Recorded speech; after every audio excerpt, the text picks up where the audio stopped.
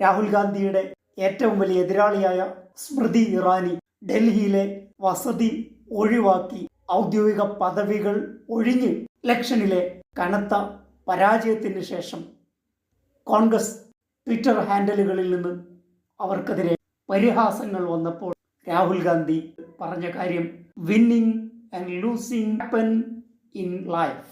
ജീവിതത്തിൽ വിജയവും പരാജയവും സംഭവിക്കും.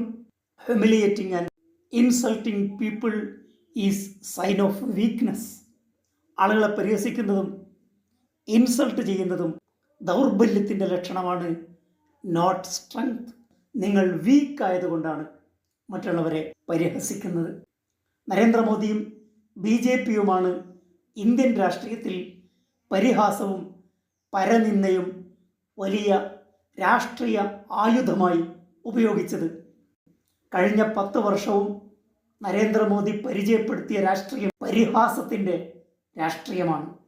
ആശയം പറയാനില്ലാത്തവൻ്റെ അഭയമാണ് പരിഹാസം, വ്യക്തിഹത്യ. ഇതാണ് BJPയുടെയും നരേന്ദ്രമോദിയുടെയും കയ്യിലുള്ള ആയുധം. രാഹുൽ ഗാന്ധി മാതൃക കാണിച്ചു. തൻ്റെ പ്രവർത്തകരോട് കൃത്യമായ മെസ്സേജ് നൽകി. പരിഹസിക്കുന്നതും നിന്ദിക്കുന്നതും ശക്തിപ്രകടനമല്ല, നിങ്ങളുടെ ദൗർബല്യത്തിൻ്റെ പ്രകടനമാണ്.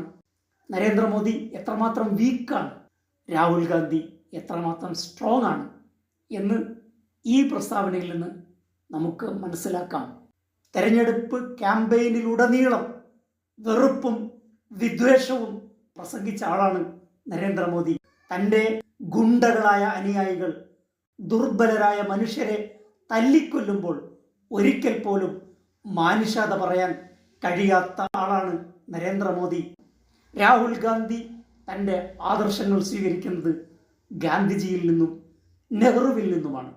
മറ്റ് കോൺഗ്രസ് നേതാക്കൾക്കില്ലാത്ത ഒരു പ്രത്യേകത രാഹുൽ ഗാന്ധിക്കുണ്ട്.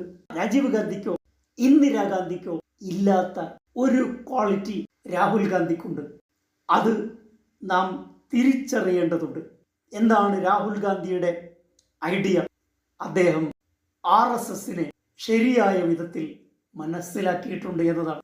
RSSന്റെ വെറുപ്പിന്റെ രാഷ്ട്രീയം നിലനിൽക്കുന്ന കാലത്തോളം ഇന്ത്യക്ക് മുമ്പോട്ട് പോകാൻ കഴിയില്ല. RSS രാജ്യത്തൊട്ടാകെ പ്രചരിപ്പിക്കുന്നത് മതവിദ്വേഷമാണ്. മതത്തിന്റെ പേരിൽ മനുഷ്യരെ തമ്മിൽ തല്ലിക്കുന്ന ഐഡിയോളജിയാണ് BJPയും RSSും നരേന്ദ്രമോദിയും കൊണ്ടു നടക്കുന്നത്. RSSന്റെ വിദ്വേഷ രാഷ്ട്രീയം ഇന്ത്യക്ക് അപകടമാണെന്ന് തിരിച്ചറിഞ്ഞ അപൂർവം കോൺഗ്രസ് നേതാക്കളിൽ ഒരാളാണ് രാഹുൽ ഗാന്ധി. അദ്ദേഹത്തിന് RSSനോടുള്ള വിരോധം, BJPയോടുള്ള വിയോജിപ്പ് പ്രതിപക്ഷം എന്ന നിലയിലല്ല, ഇന്ത്യ എന്ന ആശയത്തിന്റെ അടിസ്ഥാനത്തിലാണ്. രാഹുൽ ഗാന്ധി RSSന്റെ വെറുപ്പിന്റെ രാഷ്ട്രീയത്തിനെതിരെയാണ് സംസാരിക്കുന്നത്. RSSും BJPയും എവിടെയൊക്കെ ഭരിക്കുന്നുവോ അവിടെ ജനങ്ങളെ മതത്തിന്റെ പേരിൽ വിഭജിക്കും.